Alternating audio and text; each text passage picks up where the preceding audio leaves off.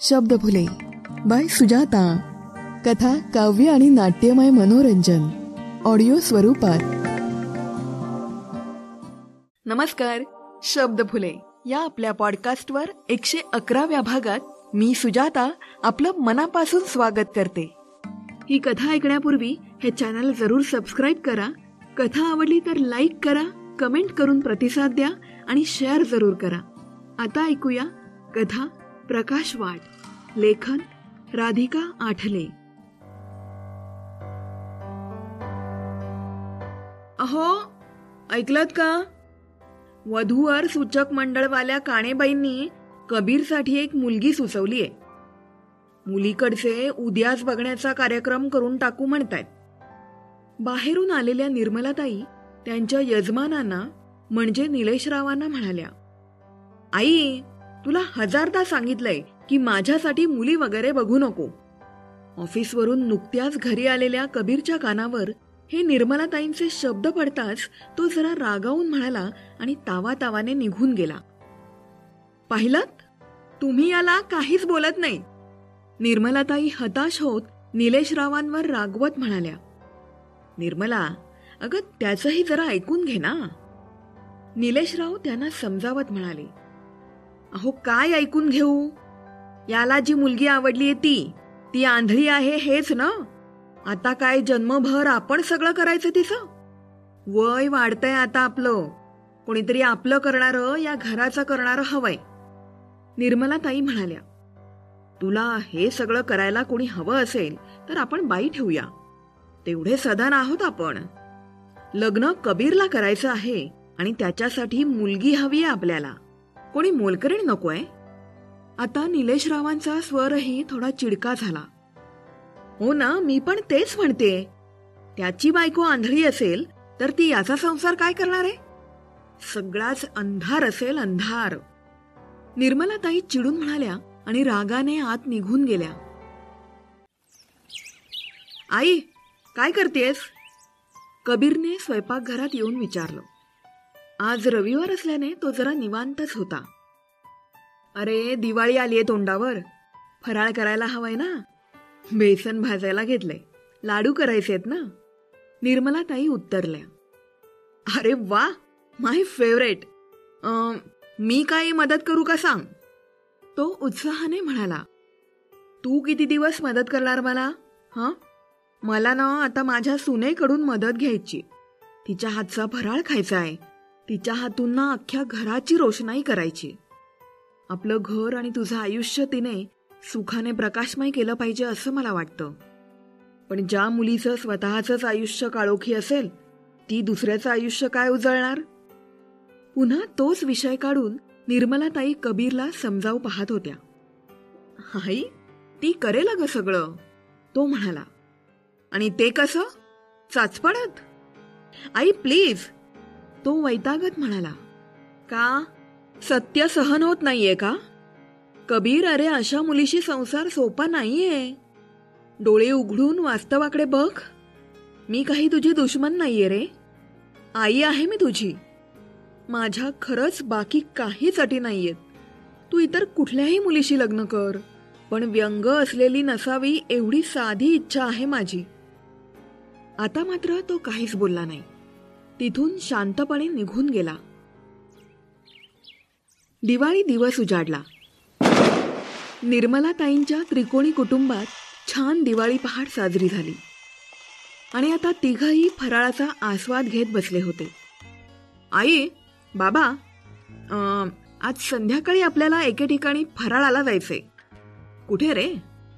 निलेशरावांनी विचारलं. ते तिथे गेल्यावर कळेल. सरप्राईज. तो हसत म्हणाला. अरे पण, निर्मलाताई काहीतरी म्हणत होत्या, पण कबीरने त्यांना अर्ध्यातच थांबवलं. पण बिन काही नाही, जायचं आहे, काहीतरी महत्वाचं आहे, असं म्हणून तो तिथून निघून गेला.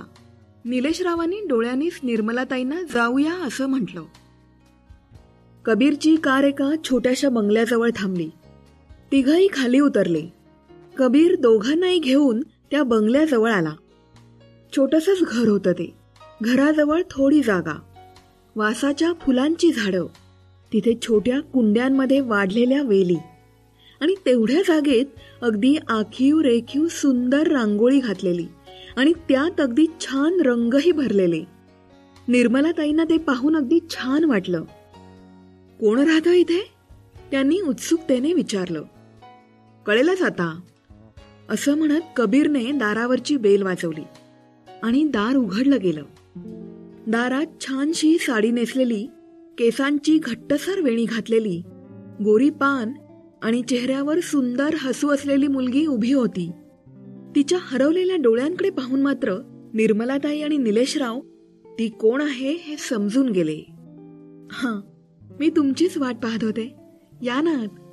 तिने तिच्या गोड शब्दात तिघांचंही स्वागत केलं. आई, बाबा, ही कावेरी. कबीरने नाव सांगत तिची ओळख करून दिली आणि तिने लगेचच अचूकपणे त्या दोघांना खाली वाकून नमस्कार केला. निर्मलाताई आश्चर्याने तिच्याकडे पाहतच राहिल्या.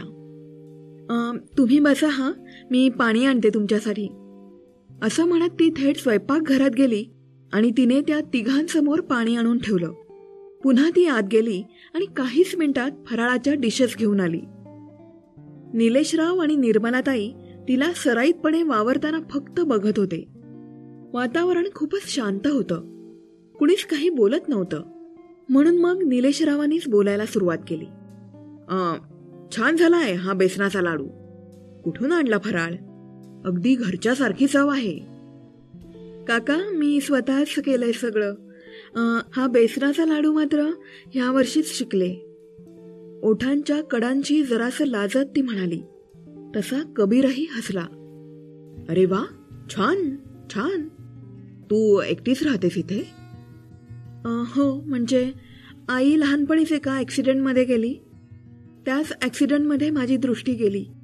बाबांनी वाढवलं मला, स्वतःच्या पायावर उभं केलं. खरं तर जगण्याचं बळ दिलं त्यांनी, आणि ते बळ आलं तेव्हा तेही निघून गेले. ती बोलत होती. बाकी नातेवाईक वगैरे? निर्मलाताईंनी हळूच विचारलं. दृष्टी गेलेल्या मुलीला कोणीच नातेवाईक नसतात काकू. ते फक्त खोटी सहानुभूती देण्यापुरते असतात. आता कसं होणार हिचं? मुलीची जात कोण स्वीकारणार हिला? असं हिणवायला यायचे कधीतरी, पण मी स्वतःच पायावर उभी राहिले. त्यांचं कामच संपलं. त्यामुळे आता कोणीच येत नाही. व्यंग तर सगळ्यांमध्ये असतं. काहींना शारीरिक असतं तर काहींच्या विचारामध्ये असतं. आम्हाला खरंच सहानुभूतीची गरज नसते. गरज असते ती आम्हीही सगळ्यांसारखेच आहोत हे समजून घेणाऱ्या माणसांची. ती जरा विषादानेच म्हणाली. सॉरी हा, मी जरा जास्तच बोलले का? ती पुढे म्हणाली. नाही ग बाळा. बरं, तू काय काम करतेस? निलेशरावांनी विचारलं. मी गव्हर्नमेंट हायस्कूलमध्ये मराठी आणि संगीताची शिक्षिका आहे. ती हसून उत्तरली. अरे वा, मस्तच. म्हणजे तू गातेस तर मग आपलं मस्त जमणार. मी रोज फरमाईश करणार आणि तू रोज माझी फरमाईश पूर्ण करायची. निलेशराव आनंदाने म्हणाले. तसं ती थोडी बावरली आणि हसली. निर्मलाताईंचा निलेशरावांवर एक तिरका कटाक्ष पडताच ते गप्प झाले. तुम्ही चहा घेणार की कॉफी? तिने विचारलं. चहा घेऊ आम्ही, निर्मलाताईंनी सांगितलं. ती लगेचच आत निघून गेली आणि मागोमाग निर्मलाताईही गेल्या. तिने चहाचं आधण ठेवलं, साखर घातली आणि आलंही किसून घातलं.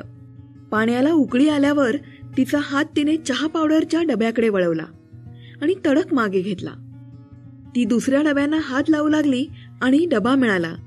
हे बघताच निर्मलाताई अवाक झाल्या, कारण डबा त्यांनी बदलून ठेवला होता. काकू आहो, डोळे नसले तरी स्पर्श ज्ञानाने आणि चाहुलीने समजतं मला, त्यांच्याकडे तोंड करत तिने म्हटलं. तसं त्यांच्या डोळ्यात पाणी आलं आणि त्या बाहेर निघून गेल्या. चहा झाला, खाणं झालं. आता काळोख पडू लागलेला. ती पणत्या लावू लागली, पण आज तिचा हात घाबरून थरथरत होता. ते पाहताच कबीर तिथे गेला.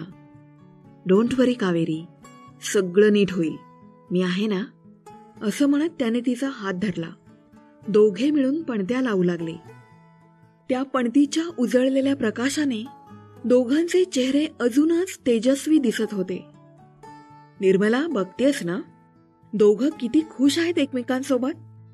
तुला तुझ्या प्रश्नांची उत्तरं मिळाली ना, की अजूनही शंका आहे? निलेशरावांनी विचारलं. नाही हो, पण... हा पण म्हणण्याआधी मला एका प्रश्नाचं उत्तर दे. जर हिच्या जागी आपला मुलगा असता तर?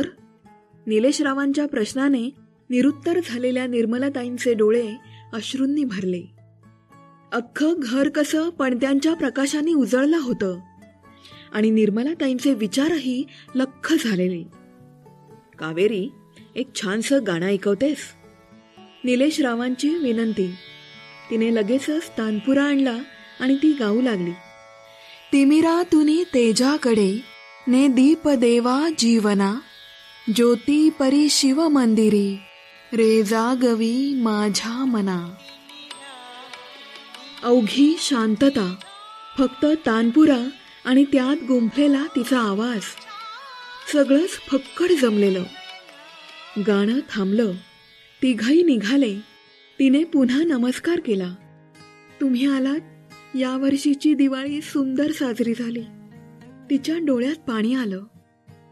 यापुढचे सगळे सण आता आपल्याला एकत्रच साजरे करायचे. तुझं ते घरही तुझ्या हातून प्रकाशमय होण्यासाठी अगदी आतुर झालंय बाळा. निर्मलाताई म्हणाल्या तसं कावेरीच्या डोळ्यात आनंदाश्रू उभे राहिलेच, पण कबीरही थोडासा हळवा झाला. हळूच तो आईच्या कानात कुजबुजला. थँक्स आई. पुरे हं? आम्ही रिक्षेने पुढे होतो, तू हिला घेऊन ये. निर्मलाताई म्हणाल्या. एकदम जाऊया? तो म्हणाला. नको, मला माझ्या होणाऱ्या सुनेच्या स्वागताची तयारी करायची. त्या उत्तरल्या आणि उत्साहात तिथून निघूनही गेल्या. त्यांच्या मागून निलेशरावही गेले. कबीरने कावेरीकडे पाहिलं तशी ती गोड लाजली. तुला दरवेळी कसं समजतं मी तुझ्याकडे पाहतोय? तो तिला जवळ घेत म्हणाला. इथे तिसरं कोणी आहे का? नाही. मग मी समोर असताना तू कोणाकडे पाहणार? ती लाजत म्हणाली. ती असं म्हणताच तोही हसला. दोघांच्या भविष्याची वाट आता प्रकाशाने न्हावून निघालेली. त्या प्रकाश वाटेवरून चालण्यास दोघंही सज्ज होते. कथा प्रकाश वाट. लेखन राधिका आठले. आवाज सुजाता. माझं नाव सुजाता आहे आणि तुम्ही पाठवलेल्या कथा देखील मी या पॉडकास्टवर ऐकवते. तुम्हाला जर मी सांगितलेल्या कथा आवडत असतील तर जरूर माझा चॅनल सबस्क्राईब करा. तुम्ही पॉडकास्टवर ऐकत असाल तर तिथे मला फॉलो करा आणि 5 स्टार देऊन मला प्रोत्साहन द्या. शब्दफुले बाय सुजाता हे माझं यूट्यूब चॅनल सबस्क्राईब करा. ही कथा लाईक करा, कमेंट करा, तुमच्या मित्रमैत्रिणींना जरूर शेअर करा. तुम्हाला जर शब्दफुलेच्या कौटुंबिक कथा किंवा प्रेमकथा ऐकायच्या असतील तर ती लिंक मी डिस्क्रिप्शनमध्ये दिली आहे. ती लिंक क्लिक करून तुम्ही त्या कथांचा जरूर आनंद घ्या आणि मला अभिप्राय कळवा. इंस्टाग्रामवर माझा हँडल आहे सुजाता_शब्दफुले. तिथेही तुम्ही मला प्रतिक्रिया देऊ शकता. शब्दफुले चॅनलवर मला कमेंट करू शकता. त्याचप्रकारे स्पॉटिफाय सारख्या पॉडकास्टवर तिथे मला जरूर कमेंट करून तुमचा प्रतिसाद द्या आणि स्टार रेटिंग्स देऊन मला प्रोत्साहन द्या. शब्दफुले@gmail.com हे माझं ईमेल आहे. यूट्यूब, पॉडकास्ट, फेसबुक, इंस्टाग्राम आणि ईमेल डिस्क्रिप्शन बॉक्समध्ये या सर्व लिंक्स मिळतील. सो स्टे ट्यून आणि ऐकत रहा शब्दफुले बाय सुजाता. कुठे? स्पॉटिफाय, ॲपल पॉडकास्ट, गाना.com, जिओ7, Amazon music, Wink music, Audible, Storytel Marathi, यूट्यूबवर, सर्व पॉडकास्ट आणि म्युझिक ॲप्सवर. तर आजच्या संवेदनशील कथेबरोबरच मी सुजाता आपला तुर्तास निरोप घेते. पुन्हा भेटू एका नव्या कथेसह. Stay blessed, stay blessed. Thank you. धन्यवाद.